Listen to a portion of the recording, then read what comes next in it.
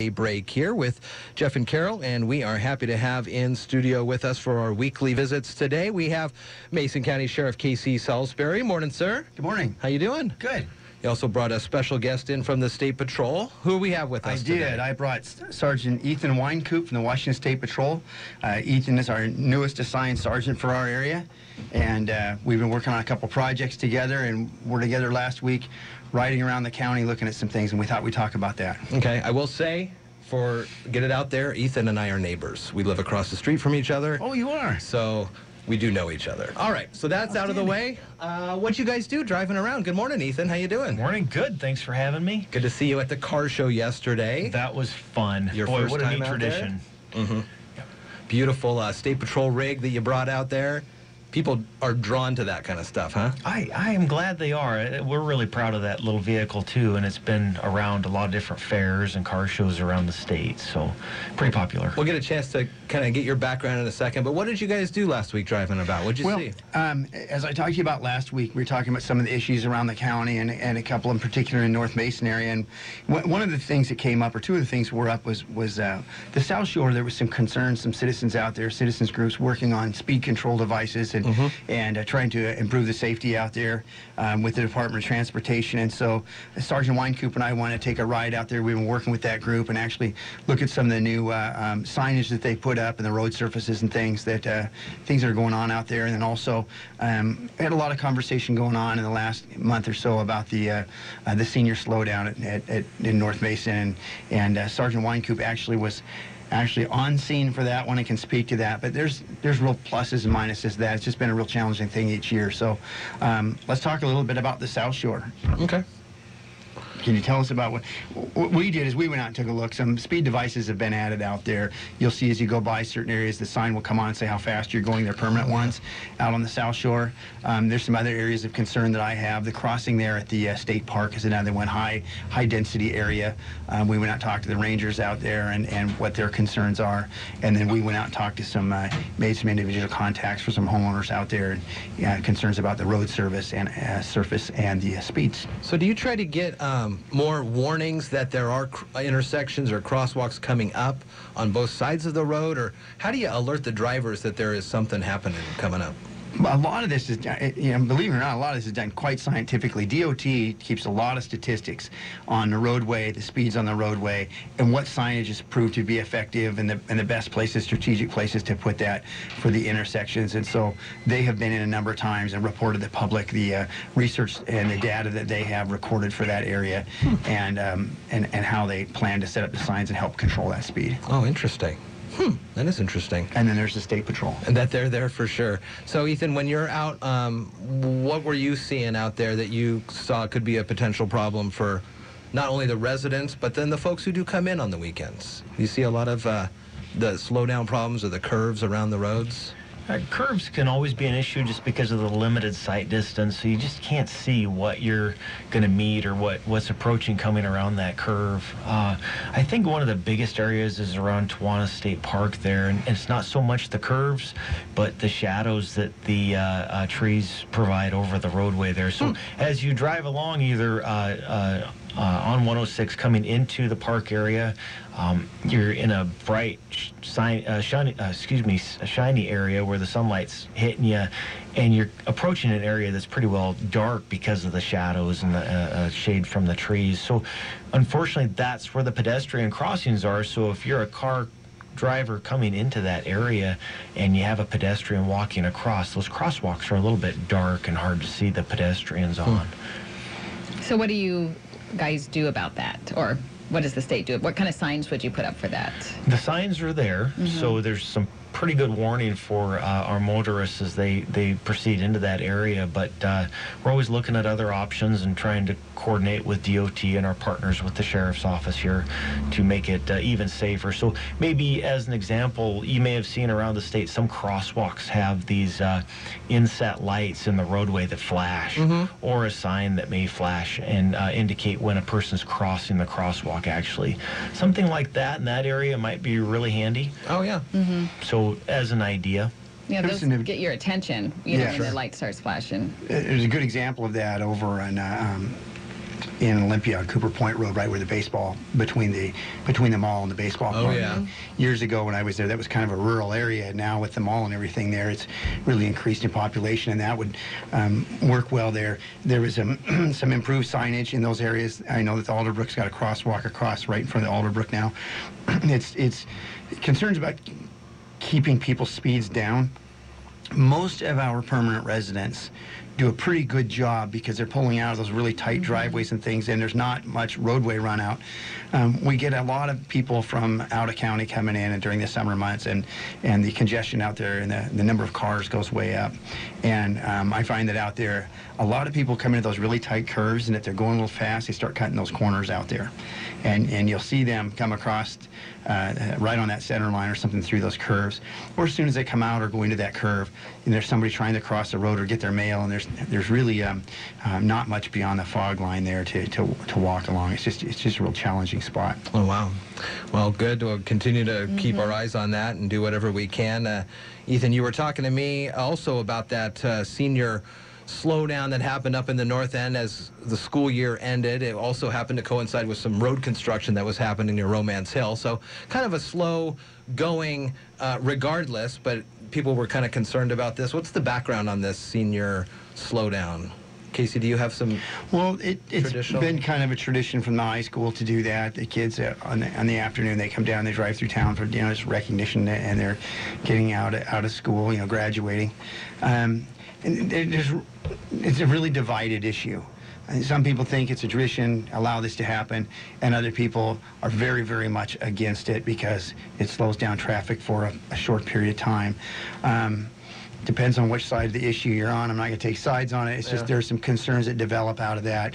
And I will tell you that my personal phone, my work phone, it lights up every year when this starts out on both sides of that issue. And we just try to be a part of that as safe as possible. But it does cause congestion. And you're right, the never-ending highway project up there hasn't helped, and it's created issues. It's already, I think people are very frustrated in that area. They have been for years just because of the amount of traffic, and then with the project going on and then putting the kids through there. But I would say that most of the time, though, the kids are pretty respectful about the speeds and things. Yeah. Is that what you saw when you were up there, Ethan? The senior slowdown, the kids were kind of doing what they normally did, and every so often you'd get a bunch of calls from people? I can't speak to what's happened up there in the past. This was my first time during this event, and it was challenging. Yeah. But, I think the kids behaved themselves pretty well from what I could see. And we did take a lot of phone calls from people that were upset about the backup and being caught in traffic for what ended up being a couple hours. Did they want you to do anything, though? Or, they called, what, just to complain, or they say do something about this? I think mostly it was a chance to vent and express their frustration. And when we talked about the enforcement options that we had, the underlying theme was, no, don't write these people any tickets and take any of the enforcement that would, involve a monetary fine. So, what we did do was kind of had a plan in place. We had troopers come from Bremerton, troopers from Shelton area were on scene to make sure people coming into that slowdown were safe and warned about it. And then the success was we didn't have any collisions resulting in that. So I think you all know Highway 3 is kind of windy coming into the North Mason High School area there. And for us to not have a rear-end collision out of that event, I think we're pretty lucky. So that goes to the safe driving habits of the population here too. Good. Well, we got about 5 minutes left in the hour. So Ethan, talk to us a little bit about how you got to be the sergeant here in the State Patrol, your background, and I know the State Patrol is always looking to get some new, fresh faces to recruit. So Stolen, that's what I did. I know this. I know. So give us a background on yourself and what we can expect to see from you out here, the new sergeant. Well, in a nutshell, my family's from the Spokane Indian Reservation, but came from a logging family and spent 9 years off and on working with my dad when I wasn't in college, mostly falling for him while he was the skidder guy. And then once he got to retirement age, I had to look at another career field, and the State Patrol was next on my list. And 16 and a half years now into it. It's been just a great ride and a real positive experience for me. So academy time, cadet time, I spent a little time inspecting trucks over in Spokane. And then first assignment was Monroe, so Snohomish County and US 2 Stevens Pass, followed by Ritzville, Spokane, where I worked on the DUI squad there, and then eventually as an academy instructor here in Shelton. And my wife and I kind of fell in love with the Olympia and Shelton area, so we're pretty happy to be here. And then the sergeant spot opened up in the Shelton detachment here, and here I landed. Wow. So when you say you stole them, what kind of relationship does the county sheriffs have with State Patrol? That makes it Chief John Batiste is a great guy, the chief of the Washington State Patrol. And a number of years when I first came here, I didn't feel like the agencies knew each other well enough, so I started that morning breakfast. And we have a great relationship with the patrol and both of our tribal law enforcement agencies in our city. It's just probably more than most counties in the state of Washington. And as you know, and Ethan can tell you, that the State Patrol's hired a lot of people a number of years ago in a big hiring time, and all those people started to become retirement age. And so recently, I guess it's my opinion, the State Patrol, with them losing so many people to retirement, there's been a lot of movement in the state. And it's like dominoes. One person moves, a whole bunch of people move. And so we've had a couple different sergeants positions here, and I really like Chief Batiste, and I always tell him that, you know, it's his Washington State Patrol, but it's my detachment. And I really get personal about the people that we have out here. And when I saw Ethan's name come up on the list, I placed a couple of phone calls and said, listen, if there's any possibility at all that we can get Ethan Wyncoop to be our sergeant, we'd love to have him. And so I think a couple days before it went out, I got a phone call that said that I'd be very happy with the selection of the trooper that would be becoming our sergeant in the State Patrol. So I had a pretty good idea before the word got out. But we were really thrilled to have Ethan here, and it's really helpful. Like Friday or Thursday when we went out and rode around together in Ethan's car and made some contacts out there, and I think the people and the public like to see the agencies working together on projects.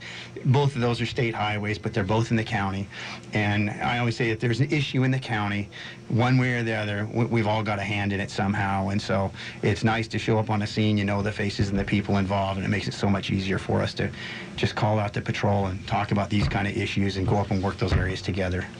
People want to get involved with the State Patrol. Do you have the recruitment? Do you have a phone number there that you know off the top of your head, or off the top of my head? You can just go to the website. The State Patrol easiest thing to do, yes, is our website at wsp.wa.gov, and it'll direct you to one of our recruiters in the area. So yeah, we're looking for people, and just stepping back, thanks, Sheriff. That's a lot to live up to. I hope I don't let anybody down with that, but appreciate the kind words. But yeah, we hire really good folks, and those good folks go and work with other really good folks with our sheriff's departments around the state, and that's just always been a real pleasure of mine to get to know wherever I'm working, the deputies and the city guys that we work with, because really we rely on each other so closely. Oh, yeah. Very good. Casey Salisbury, one last thing? I was just going to say, can we mention we're coming up on a holiday weekend next weekend, and Ethan and I had a chance to, I took him up in the high country and drove around last week and showed him some places that he hadn't been, and he felt right at home up in logging country up there. But, you know, I mentioned to him, I said, you know, every year we have issues up here where somebody comes in the logging roads too fast, they can't slow down, they go over the washboards and they go over one of those drops. We had that this weekend. I mean, right, it was like clockwork. Right after I talked about it, then I think it was the next night we had that issue. We've got 4th of July coming up, and, you know, we have, you know, you see an increase in impaired driving. There'll be more people out late.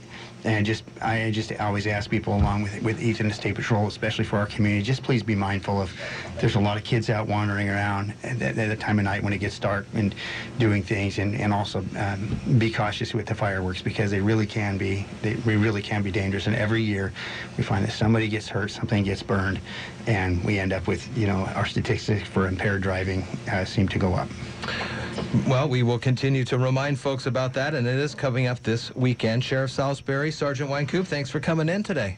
Good to talk with you guys. Thanks for having us. It's 8 o'clock. You're listening to KMAS Shelton here on iFiber 1 News Radio. Mornings start with Daybreak on iFiber 1 News Radio. Join Jeff and Carol weekdays.